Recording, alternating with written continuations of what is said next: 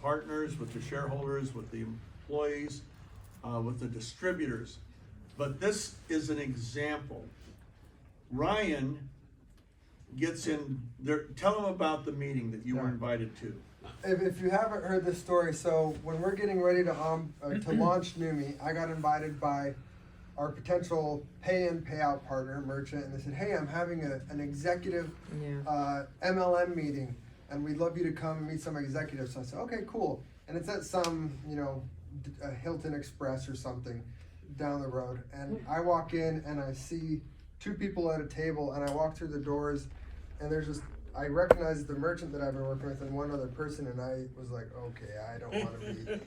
There was only two people. But unfortunately and fortunately, he's like, hey Ryan, we're over here. And so I went and I sat down with them, and the other person was Chris.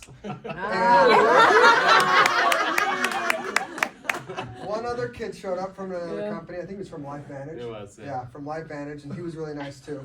And I heard him and the LifeVantage kid talking, and I didn't know anything.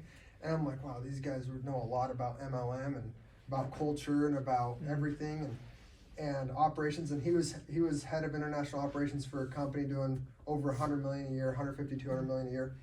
And so I was just trying to absorb as much as I can. And I think he could tell, because I had my list of things I needed to complete before we launched, and I said, hey, who do you use for shipping in Canada? And he wasn't afraid to tell me, and he said, and we had to leave, and he said, hey, take my number down. If ever you need anything, call me. And I said, you sure that's not, being competitive, because we're, their company's down the street. He said, no, what's good for you guys is good for the industry. We want the industry to be great in the public's eyes, and I want the industry to raise as a whole. And that's the kind of character he had.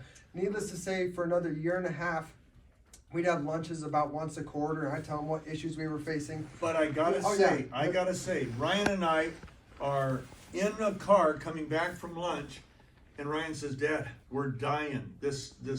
Our back office is killing us. And I said, why don't you call that guy that was so nice to you? He calls Chris from my car. And he says, we're dying. We need a better back office. Does Chris say, well, good luck with that. No. You're a competitor. No. He says, Ryan, we're using somebody that our field loves, our technical people loves. They're called Direct Scale. And I'll give you the name of the guy. Okay? And then his company takes a little downturn and has to let people go. Ryan comes in, Aaron and I, guess who is available if we can get it? And he said, I think he's got another offer from a big company, not really a big company, $1 billion. Yeah, just billion, yeah, maybe. And I said, bring him in. Maybe he'll like our family environment. I did. I love it. But isn't that amazing? That's a great story.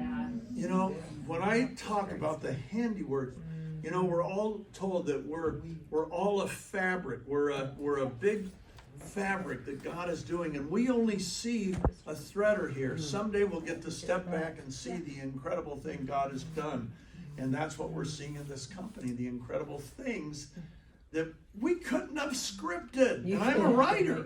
And so Chris, big hug, buddy. Okay, I think it's time for Bert to take us through. Yeah. How fun! Really quick. How There fun. is a goodie bag for each of you. They're so beautiful. don't forget to take Don't worry. them when we're leaving. There's It's little beautiful. cookies in there. It's beautiful. Yeah. It's beautiful. Thank you. Now you all need to know that you're going to go where